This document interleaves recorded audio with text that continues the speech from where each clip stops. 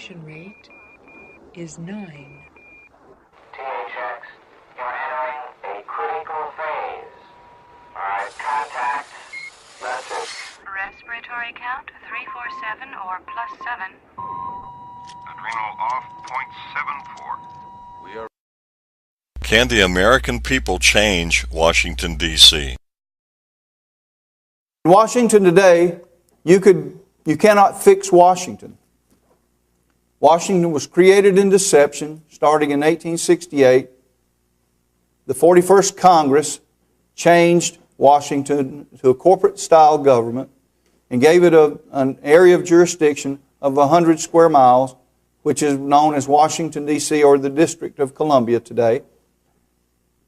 In 1974, some of the land was taken back from Washington, and today Washington is 68 square miles.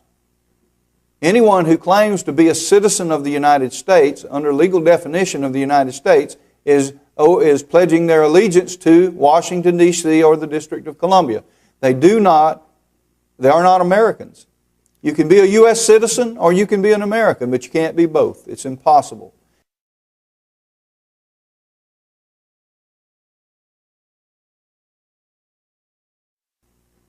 Anyone who claims to be a citizen of the United States, under legal definition of the United States, is pledging their allegiance to Washington, D.C. or the District of Columbia. They are not Americans.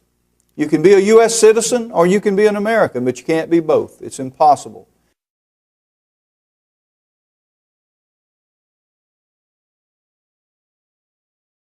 The total jurisdictional authority and territory of the corporation in Washington is the District of Columbia, period. It has never been legislated any differently than that.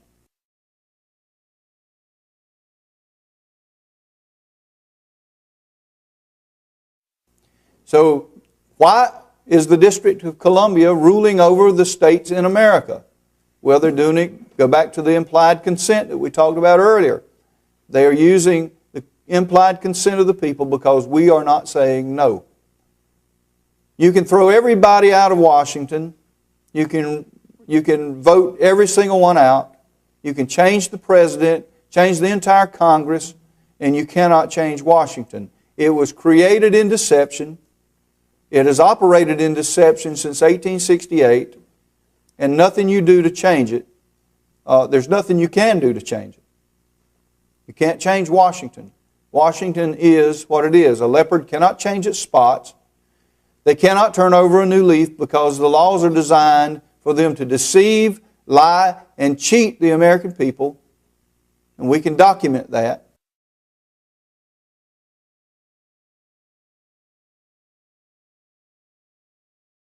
All right.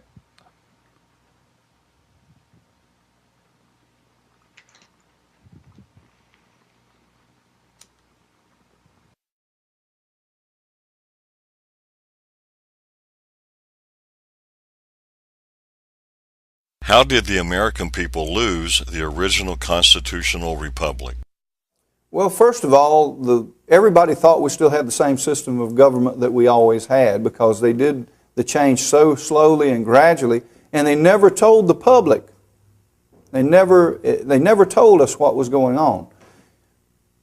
The government was changed without the consent of the people, and it's very clear in the Declaration of Independence that they govern by the consent. Well, under our system of law, for them to alter or abolish or change anything in the Constitution, they have to go to the people.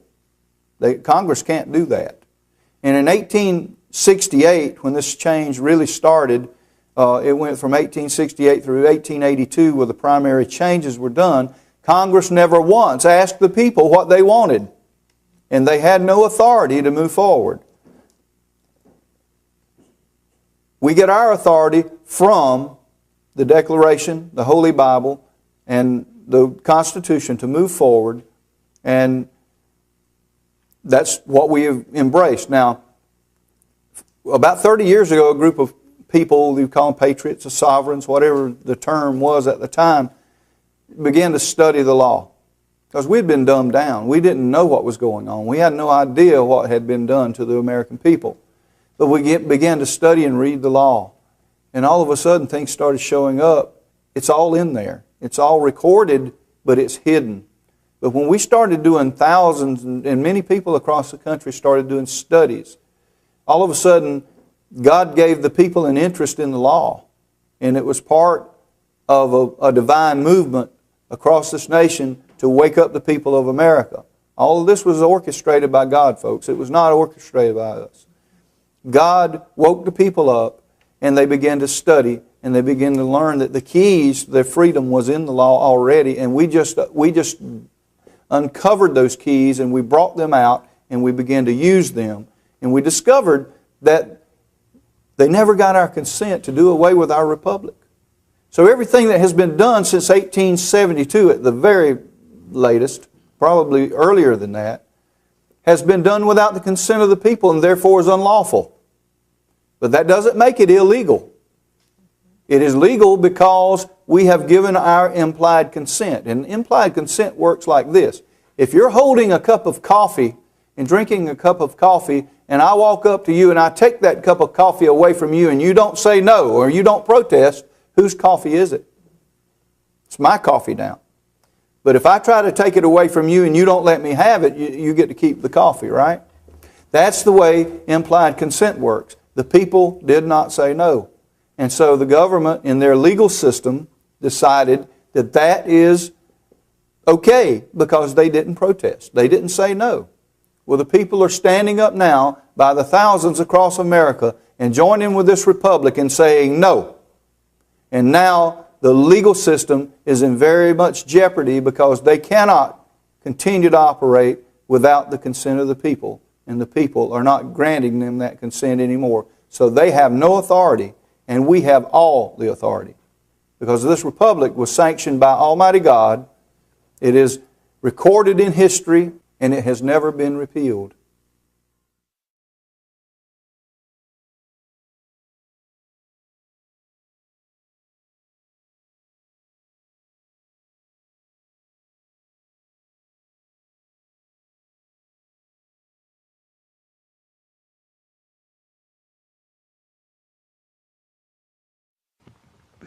Well, yeah, I don't have any glass, so I might as well hang up and say peace. I just wanted to...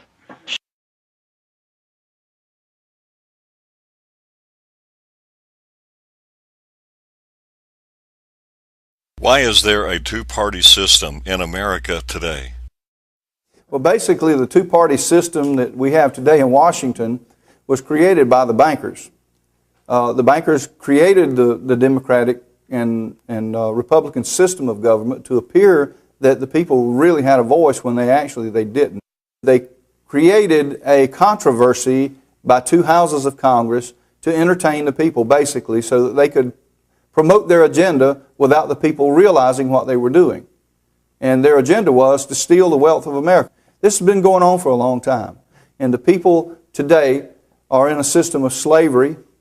The 14th Amendment did not free the slaves. It just made millions of more slaves. That's not what was promoted to the public, but that's what actually happened. And today, your personal property and the public property that we all own together as supposed to own as sovereigns has been taken and mortgaged even without our knowledge or our will or our consent, and it's not lawful to do that. In the Republic, you will receive your property back. You will actually be landowners again. You will not pay property taxes. You will not have income taxes. You will not have unlawful taxes. And the cost of living will go down considerably. Industry will explode in this nation, and the people will be blessed again.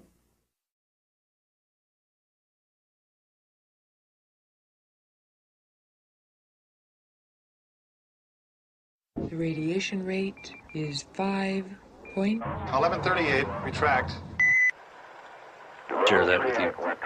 Nah, it's kicking it. Switch trim. 1138, which roll? Which wicker roll with the roll?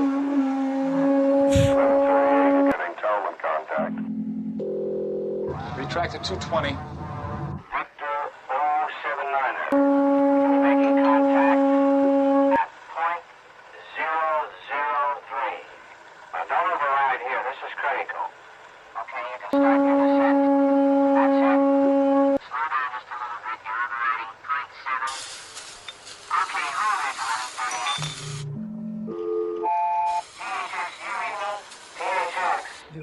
radiation rate is 9. THX, you're entering a critical phase. Alright, contact. Message. Respiratory count 347 or +7. Adrenal off, .74. We are receiving an extreme respiratory count from a Magnum manipulator in operating cell 94107. Erratic visual behavior. Transfer control information. Current brainwave confirmation on 1138. Adrenal off, .74. Analyze severe.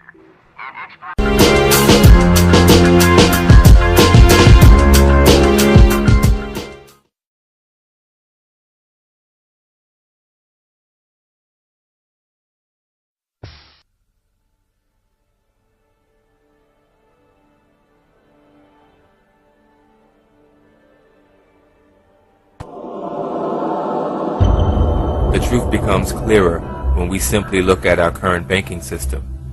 According to a report entitled The Federal Reserve Directors, a study of corporate banking influence conducted by the Committee on Banking, Currency and Housing, House of Representatives in August 1976, it was concluded that all major financial banking cartels of the United States are all subsidiaries of the London Bank of England. In other words, the Neiman Rothschild Bank owns every major bank in the United States. This list includes Lehman Brothers and Morgan Stanley, recently dissolved from the created economic crisis, National City Bank, Chase Manhattan, and many others. Every time a taxpayer pays a tax, they are transferring their labor to the Queen of England and her heirs. Who are her heirs, you may be asking? All of your presidents and high office officials who are related to the aristocracy by blood. These officials are more commonly known as esquires. An esquire is defined as a man belonging to the higher order of English gentry, ranking immediately below a knight. To represent the crown, esquires or attorneys were used to handle the legal process of infiltrating the Americas. These esquires maintained positions of power, thus continuing control through British Admiralty law. Most of us have heard of Benjamin Franklin and John Adams and their early contributions to the United States. But what you may not have heard is that Benjamin Franklin, John Adams, and John Jay were all esquires to the crown. They negotiated the Paris Peace Treaty of 1783 on behalf of the United States. It becomes clearer now why the treaty seems to align in favor of the British, even though they supposedly lost the war. The Paris Peace Treaty did not give America title to land. The king's possessions in America were protected and governed by corporate charters. Benjamin Franklin visited England and France many times during the Revolutionary War. Again, the British just moved from overt control of the 13 colonies to covert control.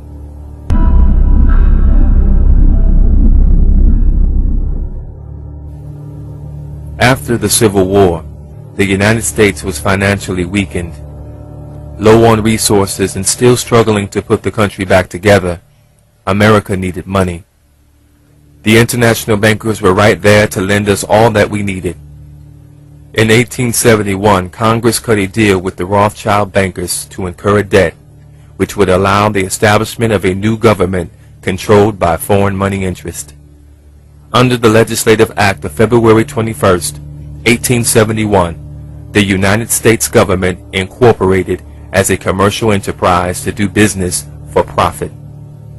What that means is that the United States of America changed from a country into a corporation. What you must understand is that this changed the entire process of how our government works and its overall objective as an enterprise.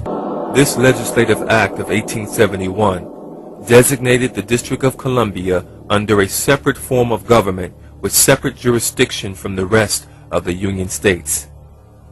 With the United States of America now incorporated as a commercial enterprise, the country could borrow huge sums of money from the international bankers. The debt would eventually get so high that by 1933, just 62 years later, the United States would have to file for Chapter 11. Because of the Legislative Act of February 21, 1871, Washington, D.C. is not a state, but a jurisdiction called the District of Columbia. The evidence for this fact can be found in the 41st Congress, Session 3, Chapter 62, 1871, when they state, "An act to provide a government for the District of Columbia, be it enacted by the Senate and House of Representatives of the United States in Congress assembled, that part of the territory of the United States included within the limits of the District of Columbia be, and the same is hereby created into a government by the name of the District of Columbia, by which name is hereby constituted a body corporate for municipal purposes, and may be contract and be contracted with, sue and be sued." In short, the 50 states are separate from the jurisdictional lands of the District of Columbia. This district is a corporation called the United States of America. Contrary to what you were taught in school, the United States is not a country. It is a corporation like IBM, General Motors, or Microsoft. This corporation has legal jurisdiction to do business and create franchises. Consider the other 50 states as franchises for the parent company of the United States of America. This is why we have a president and not a king or queen. Only kings or queens can rule countries. Legally, a president cannot rule over a country, but can make decisions on behalf of the king or queen. In the case of the United States, that is exactly what our president does. Second of all, we need to know and understand that he's not the president of America, so to speak. I think he's just the president of a corporation. You understand what I'm saying? So this whole president of the United States of America, no such thing. He's the president of a corporation. And in any corporation, AT&T, IBM, McDonald's, whatever. Countries don't have presidents. Corporations do. Whenever the president is being introduced, he or she may be referred to as the President of the United States. The United States of America is no different than General Motors of Detroit or Sears and Roebuck of Chicago. These descriptions are referring to companies which reside in a specific jurisdictional area. In Volume 20, Corpus Juris Secundum, 1785, it states, "The United States government is a foreign corporation with respect to a state." Each of the 50 states is foreign to the other. This is why you can gamble in Las Vegas, Nevada, but not in Utah. This is also the reason why persons who commit crimes in one state and flee to another are extradited back to the state where the crime was committed. This is done because under law, the state where the crime was committed is the only state that has jurisdictional authority. Under business law, every corporation must have a president, a secretary of treasury, and so on. Our president is the president of the United States of America. He is not the president of America. This concept can be somewhat confusing, especially since America and the United States is constantly being sold to the public as existing in the same jurisdictional area on the map. The only connection the 50 states have to the United States Corporation is again either by contract and or franchise agreement. A part of this franchise agreement is designated by the status of individuals who call themselves citizens. This contract between the United States of America and the 50 separate states is called an adhesion citizens contract. This adhesion citizens contract is known as the 14th Amendment, which was ratified on July 28, 1868. The second part of the franchise definition mentions that it allows an individual or group to carry out specific commercial activities. These activities fall into a category called interstate commerce. Article 1, Section 8, Clause 3 of the United States Constitution is known as the Commerce Clause. It states that Congress has the power to regulate commerce with foreign nations among the states and with the Indian tribes of the time. This power fell under a regulatory body called the Interstate Commerce Commission, or ICC, in 1887. Each time you sign your name or pledge an oath, you are changing your status. You may be asking, what about American citizenship? In law, when you see the words American citizen, this denotes that you are a United States citizen contracted into with the birth certificate, social security number, or through your state franchise agreement, which is the adhesion contract of the 14th Amendment. It is critical that you understand that you are not and cannot be an American. An American is a free person who has not made a contractual agreement with the United States Corporation. Remember, you are not an American. You are legally a citizen living in a foreign state. This authorization granted by the corporation called the United States of America can be tied into three main areas of contract, three of which we have mentioned. We looked at the 14th Amendment and we realized that this amendment was really a contract. It was an adhesion contract between the United States government and the citizenry of this country. What that meant for African Americans was this. It meant that the old days of slave ownership, where a white male owns a slave on a plantation, was done away with. And what the owners who owned those slaves did was transfer their property, which were the slaves, from the slave owner to the United States government under the 14th Amendment. And if you recall, when you study history, you'll know that many of the southern states and those slave owners were compensated for transferring their property over to the United States government. So what that means for black folks is this, is that you are not free, you are what is called emancipated. And an emancipation is not freedom. Emancipation is the transfer of property from one owner to another owner. This process has nothing to do with sovereignty. A citizen of the United States Corporation or American cannot be sovereign because they do not own the land or have clear title to land. Further, these persons have not established a military to take the land or to create their own land within the continental United States.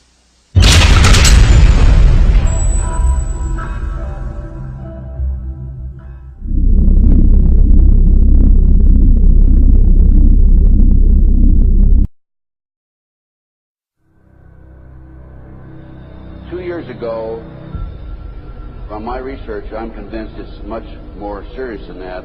It's more than a loose-knit network. It is a conspiracy. In 1784, a copy of this document was sent to the illuminist Weishaupt and delegated to foment the French Revolution. Mean the Illuminati was responsible for the French Revolution? Yes, absolutely. The courier was struck dead by lightning as he rode through Ratisbon on his way from Frankfurt to Paris. What about a little divine intervention there, huh? The police found the subversive documents on his body and turned them over to the proper government authorities. After careful study of the plot, the Bavarian government ordered the police to raid Weishaupt's newly organized lodges of the Grand Orient and the homes of some of the most influential associates, including the castle of Baron Bossen-Sonderdorf. Additional evidence thus obtained convinced the authorities that documents were a genuine copy of a conspiracy by which the Synagogue of Satan had controlled the Illuminati at the top, planned to use wars and revolutions to bring about the establishment of one kind or another of a one-world government, the powers of which they intended to usurp as soon as it was established. In 1785, the Bavarian government outlawed the Illuminati and closed the lodges of the Grand Orient. In 1786, they published the details of the conspiracy. We'll start up here. In 1784, an act of God placed the Bavarian government in possession of evidence which proved the existence of the continuing Luciferian conspiracy. This explains the previous 9 pages, goes into it in detail. We don't have time to do it completely.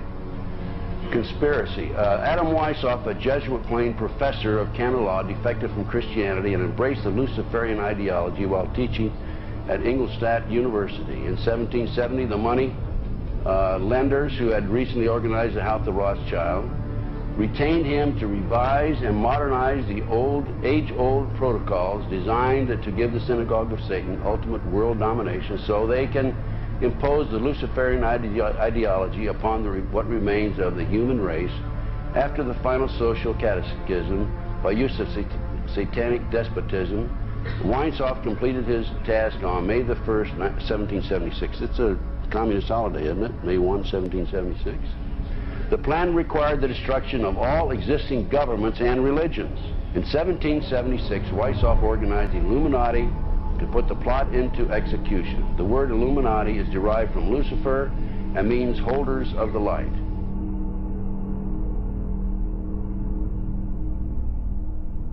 Weishaupt's revised plan required his Illuminati to do the following things to help them accomplish their purpose. 1. Use monetary and sex bribery to obtain control of people already occupying positions in high places in the various levels of all governments and other fields of human endeavor. Once an influential person had fallen for the lies, deceits, and temptations of the Illuminati, they were to be held in bondage by application of political and other forms of blackmail and threats of financial ruin, public exposure, and physical harm, and even death to themselves and their loved ones. Number 12. Told those present that they must use their wealth to have candidates chosen to public office who would be obedient to their demands and would be used as pawns in the game by the men behind the scenes. The advisors will have been bred, reared, and trained from childhood to rule the affairs of the world. Number 13, control the press. Number 16, infiltrate into the secret Freemasonry to be used for their purposes. That's been documented many times. Number 17, expound the value of systematic deception, use high-sounding slogans and phrases, and advocate lavish promises to the masses, even though they cannot be kept. I will not forget the wound to our country and those who inflicted it. I will not yield. I will not rest. I will not relent in waging this struggle for freedom and security for the American people. So I don't know where he is. Nor do, I just don't spend that much time on him. We will not tire. We will not falter. And we will not fail.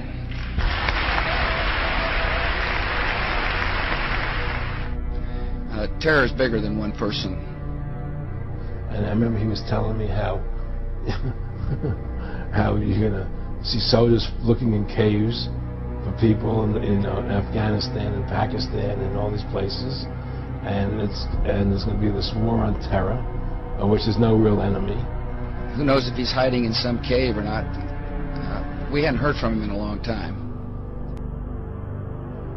Operation Northwoods, the plan called for innocent people to be shot on American streets. This is the Pentagon. For boats carrying refugees fleeing Cuba to be sunk on the high seas, for a wave of violent terrorism to be launched in Washington, D.C., Miami, and elsewhere. People would be framed for bombings they did not commit.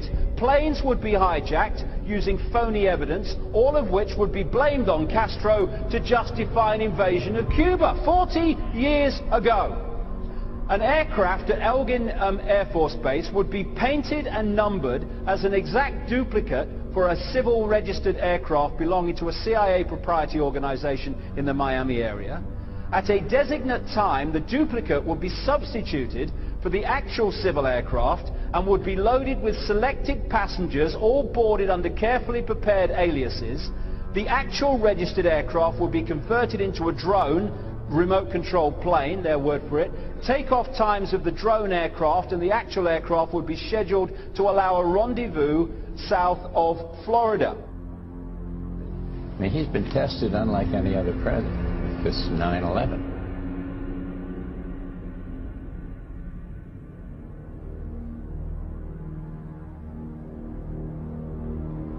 We have in this past year made great progress in ending the long era of conflict and Cold War. We have before us the opportunity to forge for ourselves and for future generations a new world order, a world where the rule of law, not the law of the jungle, governs the conduct of nations. When we are successful, and we will be.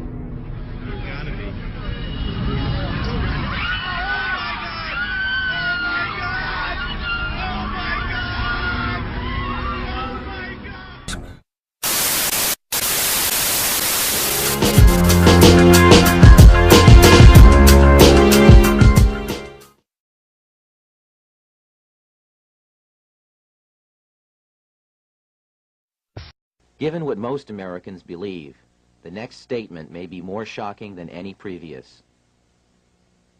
The fact is, the United States is not a country, but a corporation contractually created by the Constitution. Your state is a country, per the law, and your original citizenship is of that country. Our founders instituted themselves to be first and foremost citizens of their respective states.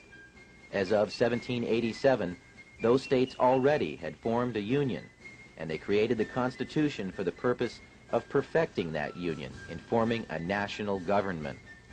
They did not intend that the new nation have any jurisdiction or powers over the states or their citizens that were not specifically enumerated in the Constitution.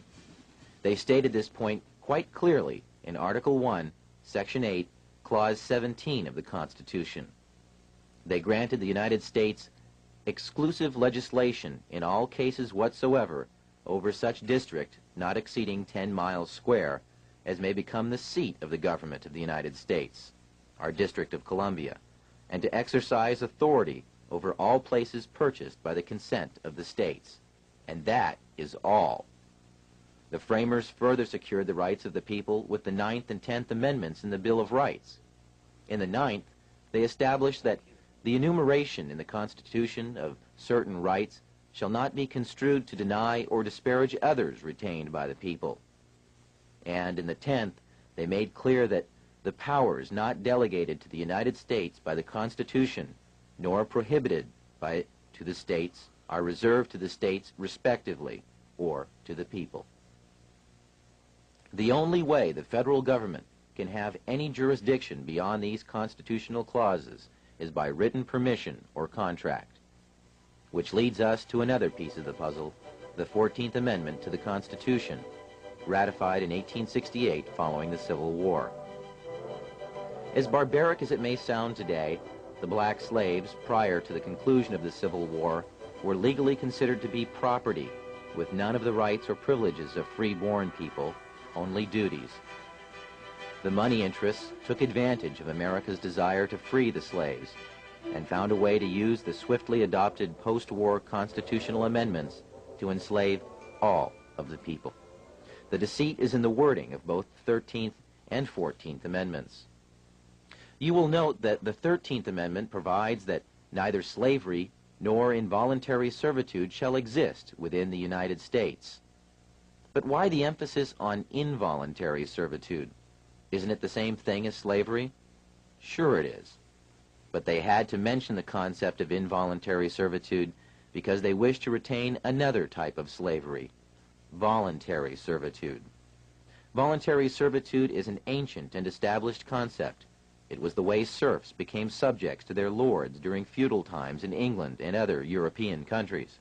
It was a way for free men to earn a living at a time when all property was held by a select few, and thus anyone who wanted to farm and support their family had first to agree to be subject to a lord of the land. Our forefathers hated this concept and designed our Constitution to exclude titles of nobility, making all Americans sovereign. The 14th Amendment turned the intention of the founders on its ear by making voluntary servitude a requirement for former slaves to gain the rights already guaranteed to free-born United States citizens. When the slaves were released from their involuntary servitude following the war, their status was changed from that of being property to that of being a person. But being a person still entitled them to none of the rights associated with citizenship. So the 14th Amendment ostensibly was written to provide the former slaves with the same constitutional rights of freeborn American citizens, but only if they agreed first to become subject to the jurisdiction of the corporate United States. Making oneself paramountly, that is, first subject to the jurisdiction of the laws of the United States, however, limits access to parts of the Bill of Rights, as we'll explain in a moment. But first remember, anyone who voluntarily subjects himself to the laws or jurisdiction of another is, in every way, obligated to abide by the terms of any contracts or laws established by whomever establishes the rules of the contract. In simple terms, this meant that the former slaves became subjects first to the United States, and secondly to the state in which they lived. They had no sovereignty whatsoever. This status had never existed in the United States prior to that time. The 14th Amendment created a new class of citizenship in the United States, a second-class citizenship. Up until 1868, every American was a paramount citizen of their state, and by virtue of that, also a citizen of the United States, with full individual sovereignty as guaranteed by Amendments 9 and 10 in the Bill of Rights. But so-called naturalized citizens, or 14th Amendment citizens, are paramountly subject to all laws of the United States, and, having no status as freeborn citizens, have no access at all to the unenumerated rights retained for the people by Articles 9 and 10 of the Bill of Rights. That's because, in order to get any rights at all, they had to subject themselves to the jurisdiction of the corporate United States, which left them no unenumerated rights. The only rights they had were those specifically written into the Constitution. The sad tragedy of America today is that all U.S. citizens, regardless of race, are now 14th Amendment slaves due to contracts with the government of the United States through Social Security, birth certificates, driving licenses, citizenship statements, tax forms, and many other documents. The true paramount citizenship that all Americans deserve is that of their respective state, which is a sovereign citizenship. Such status would exempt them from federal and state income taxes, as well as property and inheritance taxes. This sovereign citizenship was the status held by our forefathers. Now, if you're still thinking that the U.S. government needs to have a central bank and collect income tax or it will collapse, think again. Over 2/3 of the federal government's income is derived from sources other than income tax. There is even evidence suggesting that none of your income tax is used by the government. Fees, excise taxes, tariffs, sales taxes, and other forms of income have easily supported the U.S. budget in the past and could easily support it now. We have done without a national bank for large stretches of our history, and the U.S. Treasury is perfectly capable of printing and managing a money supply. In fact, the only constitutionally sanctioned currency is backed by gold or other precious metals. This is a far more stable form of currency and is the type of money the Treasury was designed to handle. The government was doing so well collecting money under these original laws that it had amassed a huge surplus by the time this cartoon was penned 100 years later in 1887, when there still was no income tax collected at all. Up to this point, we have shown you how the money interests have 1. Established the Federal Reserve System, and 2. Exploited a second class of citizenship created by the 14th Amendment for other purposes. And we have mentioned a few names involved in the creation of the Fed. But there are other organizations working for our economic enslavement as well, along with other extremely rich and powerful international bankers. Those who support the Fed have created a global movement to centralize economic power in various puppet organizations that preach peace and stability through some variation of socialism, but act aggressively to draw nations into a web of foreign debt and servitude to their agenda. The United Nations, the World Monetary Fund, and the Council on Foreign Relations are all committed to an agenda of world domination through manipulation of economic power. The Council on Foreign Relations openly admits to being a private club yet it is the primary recruiting post in both international banking and the federal government of the United States. Richard Nixon, Nelson Rockefeller, John Foster Dulles, Dean Rusk, Alger Hiss, Robert S. McNamara, and every president since FDR, with the exception of John Kennedy, have been members of this exclusive club where super financiers and your elected representatives can mix freely and plan the next step in the consolidation of power in a new world order. The affirmative task we have now is to actually create a new world order, a new world order, a new world order, a new world order. A number of years ago, the Central Bank of the United States, the Federal Reserve, produced a document entitled Modern Money Mechanics. This publication detailed the institutionalized practice of money creation as utilized by the Federal Reserve and the web of global commercial banks it supports. On the opening page, the document states its objective. The purpose of this booklet is to describe the basic process of money creation in a fractional reserve banking system. It then proceeds to describe this fractional reserve process through various banking terminology, a translation of which goes something like this. The United States government decides it needs some money, so it calls up the Federal Reserve and requests, say, $10 billion. The Fed replies, saying, sure, we'll buy $10 billion in government bonds from you. So the government takes some pieces of paper, paints some official-looking designs on them, and calls them Treasury bonds. Then it puts a value on these bonds to the sum of $10 billion and sends them over to the Fed. In turn, the people at the Fed draw up a bunch of impressive pieces of paper themselves, only this time calling them Federal Reserve notes, also designating a value of $10 billion to the set. The Fed then takes these notes and trades them for the bonds. Once this exchange is complete, the government then takes the $10 billion in Federal Reserve notes and deposits it into a bank account. And upon this deposit, the paper notes officially become legal tender money, adding $10 billion to the U.S. money supply.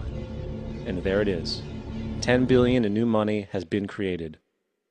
Of course, this example is a generalization, for, in reality, this transaction would occur electronically, with no paper used at all. In fact, only 3% of the U.S. money supply exists in physical currency. The other 97% essentially exists in computers alone. Now, government bonds are, by design, instruments of debt, and when the Fed purchases these bonds, with money it essentially created out of thin air, the government is actually promising to pay back that money to the Fed. In other words, the money was created out of debt. This mind-numbing paradox of how money or value can be created out of debt or a liability will become more clear as we further this exercise. So, the exchange has been made and now $10 billion sits in a commercial bank account. Here's where it gets really interesting. For as based on the fractional reserve practice, that $10 billion deposit instantly becomes part of the bank's reserves, just as all deposits do. And regarding reserve requirements, as stated in modern money mechanics, a bank must maintain legally required reserves equal to a prescribed percentage of its deposits. It then quantifies this by stating, under current regulations, the reserve requirement against most transaction accounts is 10%. This means that with a $10 billion deposit, 10% or $1 billion is held as the required reserve, while the other $9 billion is considered an excessive reserve and can be used as the basis for new loans. Now, it is logical to assume that this $9 billion is literally coming out of the existing $10 billion deposit. However, this is actually not the case. What really happens is that the $9 billion is simply created out of thin air on top of the existing $10 billion deposit. This is how the money supply is expanded. As stated in modern money mechanics, of course they, the banks, do not really pay out loans from the money they receive as deposits. If they did this, no additional money would be created. What they do when they make loans is to accept promissory notes, loan contracts, in exchange for credits, money, to the borrower's transaction accounts. In other words, the $9 billion can be created out of nothing simply because there is a demand for such a loan and that there is a $10 billion deposit to satisfy the reserve requirements. Now, let's assume that somebody walks into this bank and borrows the newly available $9 billion. They will then most likely take that money and deposit it into their own bank account. The process then repeats, for that deposit becomes part of the bank's reserves.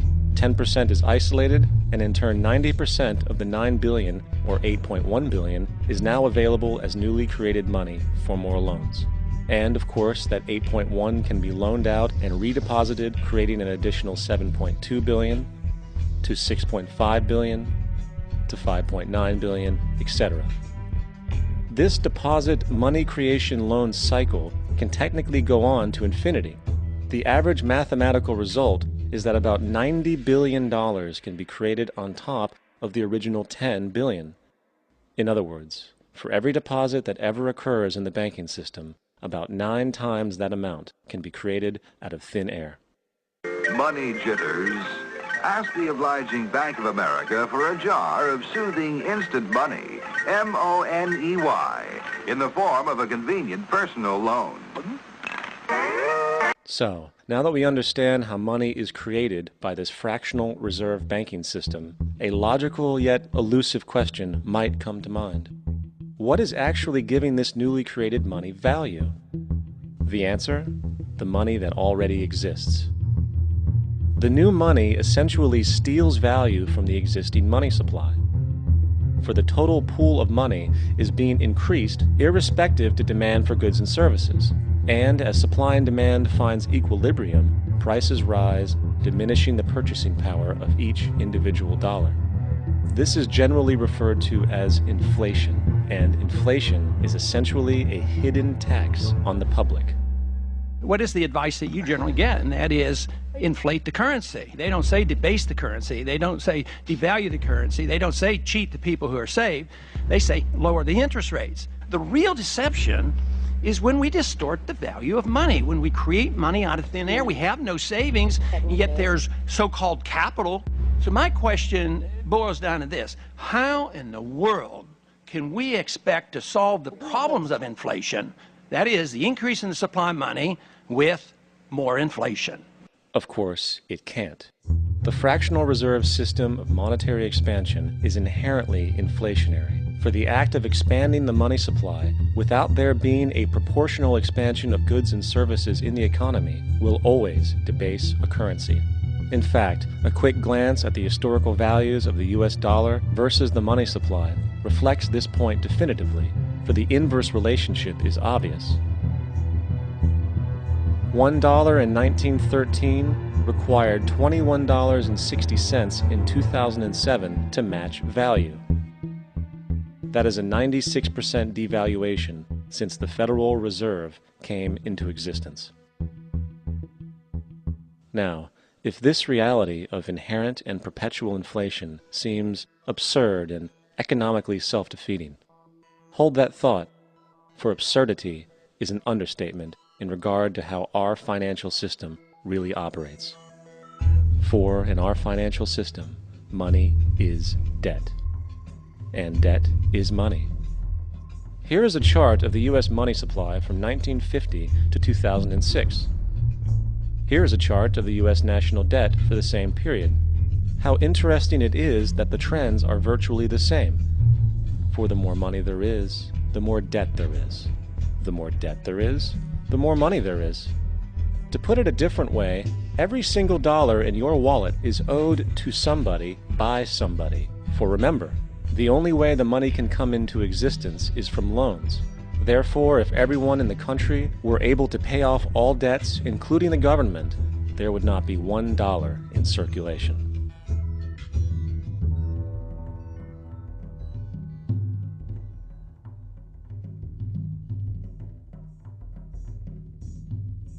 In fact, the last time in American history the national debt was completely paid off was in 1835, after President Andrew Jackson shut down the central bank that preceded the Federal Reserve.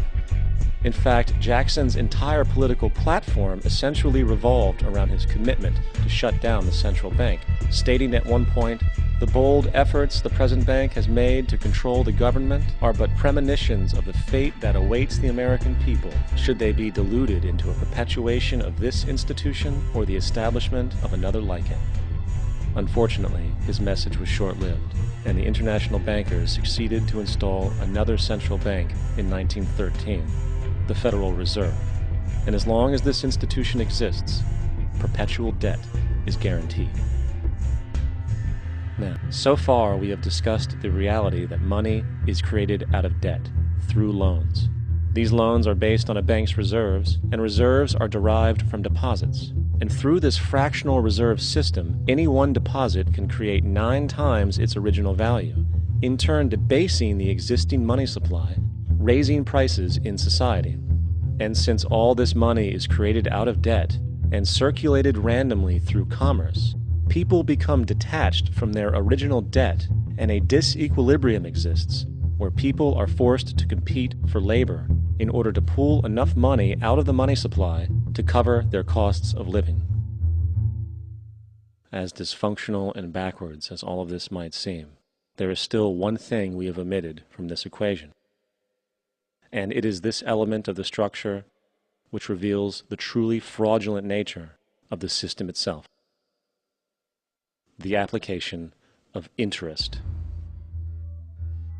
When the government borrows money from the Fed, or when a person borrows money from a bank, it almost always has to be paid back with accrued interest. In other words, almost every single dollar that exists must be eventually returned to a bank with interest paid as well.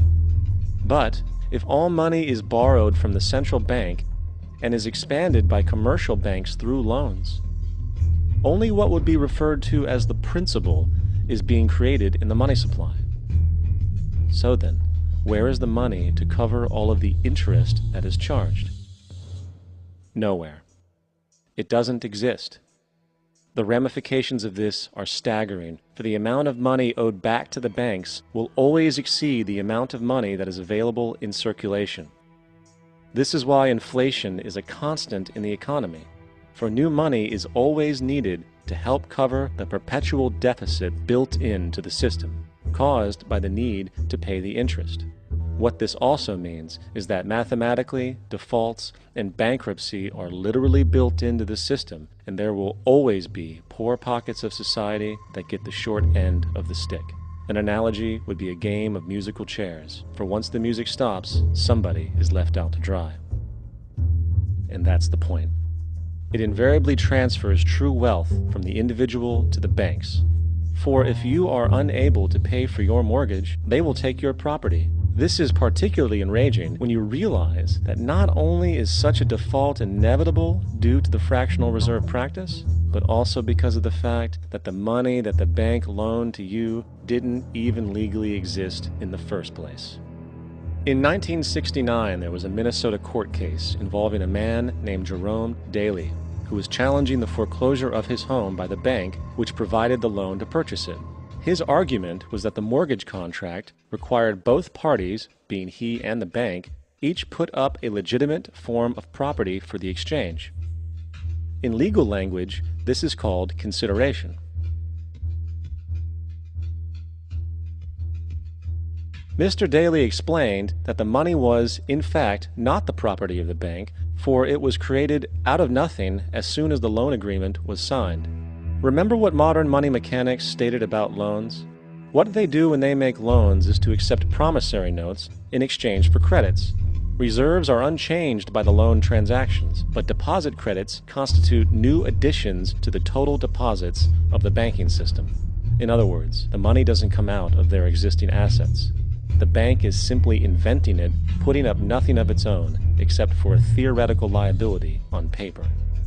As the court case progressed, the bank's president, Mr. Morgan, took the stand, and in the judge's personal memorandum, he recalled that, The plaintiff, bank's president, admitted that, in combination with the Federal Reserve Bank, did create the money and credit upon its books by bookkeeping entry. The money and credit first came into existence when they created it. Mr. Morgan admitted that no United States law or statute existed which gave him the right to do this. A lawful consideration must exist and be tendered to support the note.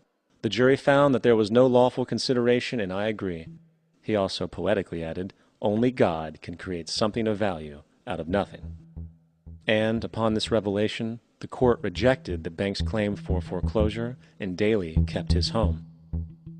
The implications of this court decision are immense. For every time you borrow money from a bank, whether it is a mortgage loan or a credit card charge, the money given to you is not only counterfeit, it is an illegitimate form of consideration, and hence voids the contract to repay, for the bank never had the money as property to begin with. Unfortunately, such legal realizations are suppressed and ignored, and the game of perpetual wealth transfer and perpetual debt continues. And this brings us to the ultimate question: why?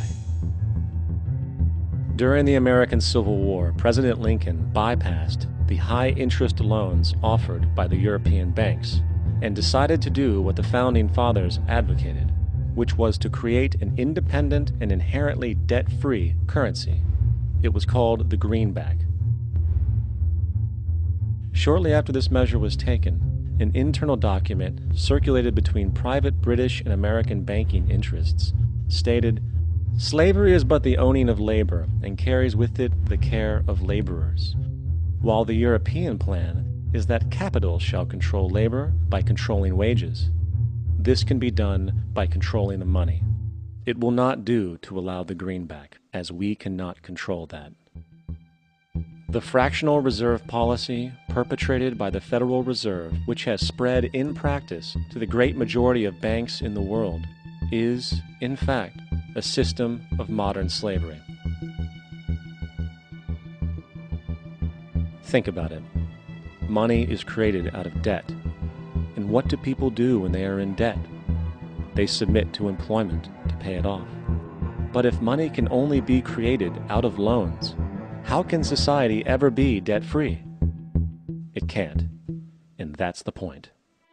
And it is the fear of losing assets coupled with the struggle to keep up with the perpetual debt and inflation inherent in the system, compounded by the inescapable scarcity within the money supply itself, created by the interest that can never be repaid, that keeps the wage slave in line, running on the hamster wheel with millions of others, in effect powering an empire that truly benefits only the elite at the top of the pyramid.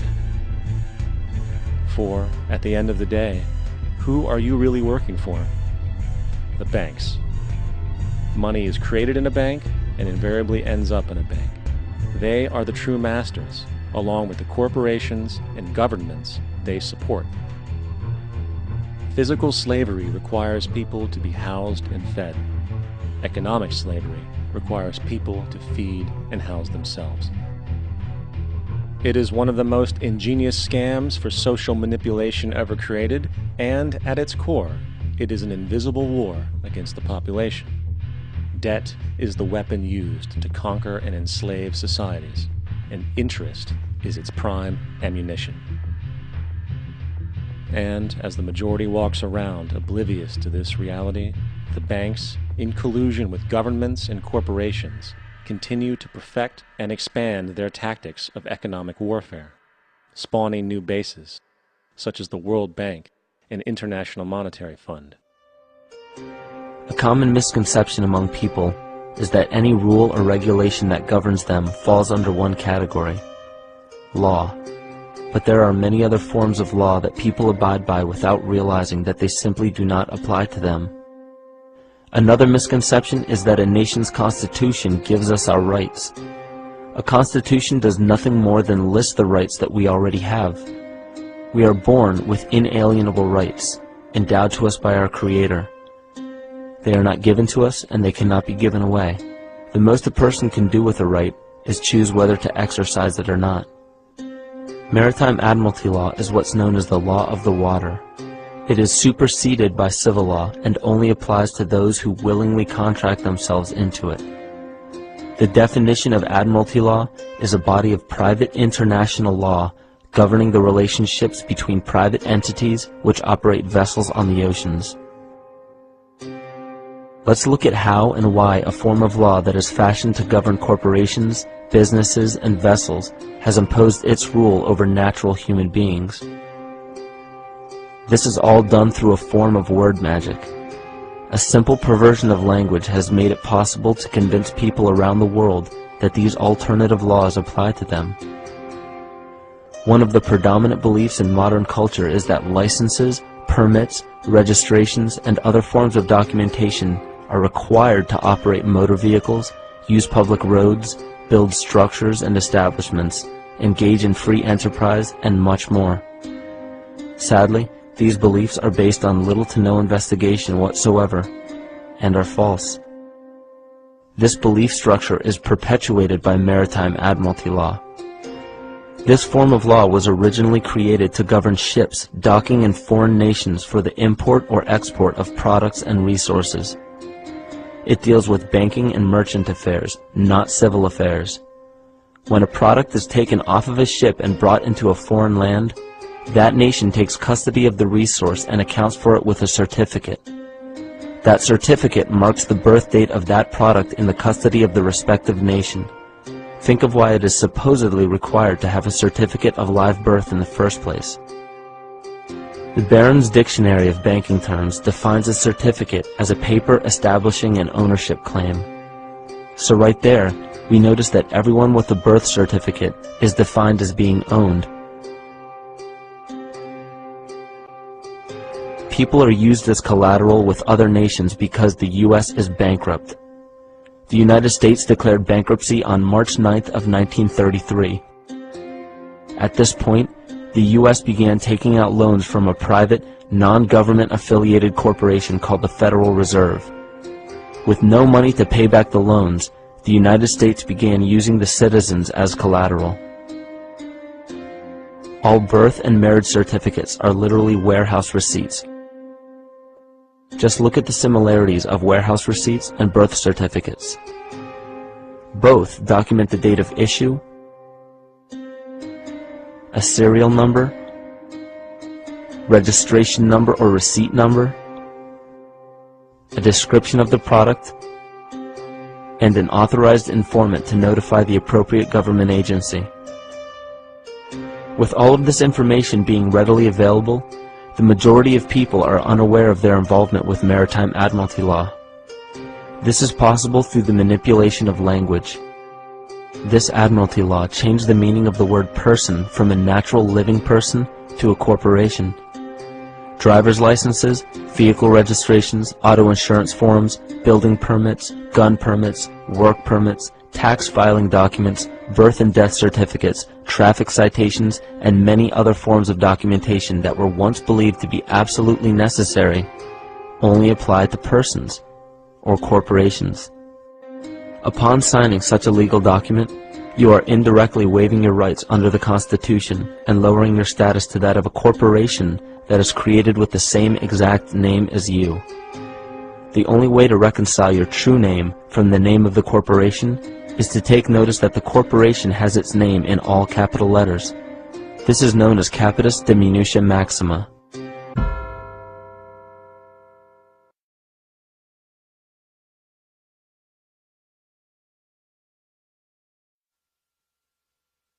There are two kinds of law on the earth, as I've said. One is called civil law, which is the law of the land, and one is called maritime admiralty, which is called the law of water. Maritime admiralty is banking law, and the law on the maritime admiralty says that you, because you came out of your mother's water, are a maritime admiralty product. This is why the ship is sitting in its berth and is tied to the dock, and the captain has to give a certificate of manifest to the port authorities, because money is changing hands. This is why when you were born, you have to have a birth certificate. You are a maritime admiralty product. and therefore your birth certificate is signed by your mother, and where your mother signed on the birth certificate, get it, you will see it does not say parent or mother, it says informant. Your mother was informing the bank that she has just produced another product to be bought and sold. England, the British Crown, through international banking, owns your physical body, and that's the law. And if you could get your original birth certificate back, you would find that on the back of the birth certificate are all the banks around the world. All over the world, banks have used your birth certificate because you are a stock in a maritime admiralty banking scheme where you make money for banks. Consequently, the corporation and government and people who want to control you, they create a second you, and that second you that they control, that they created, is all capital letters. Check it out. Anytime you get a bill, get a lawsuit, you get a fine, a ticket, somebody sends you a bill from the Department of Water and Power, check it out on your driver's license, on your Social Security card, on your insurance card, anything, period, anything having to do with business, your name will always be all capital letters, because only all capital letters can be dealt with by banks and government. Anytime you have a name upper or lowercase, that applies to you. I've got no control of you. You sign a contract in which your name is in all capital letters, now I can take it to court.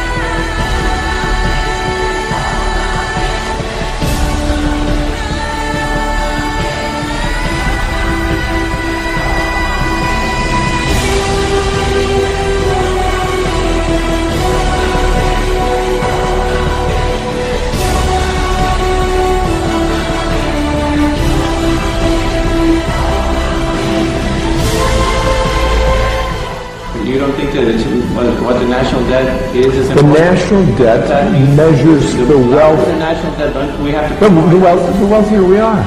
The larger the national debt, it's an indication of the wealth of the country, you're right. So the more you owe, the more you're worth? I'll say it slowly, okay? That here... Can you explain to the viewers that... No, look, Jan, come on, get real. Jan, get real. I can't explain... If you shut up, Jan, I think this interview's come to an end. Someday, when you shut up and you want to talk about something, let's talk about it. Thank you. No, we're done. Get out of here. Let's just change the subject. We don't talk about something else. Listen, you get the fuck out of here. I'll throw you out the window. Out.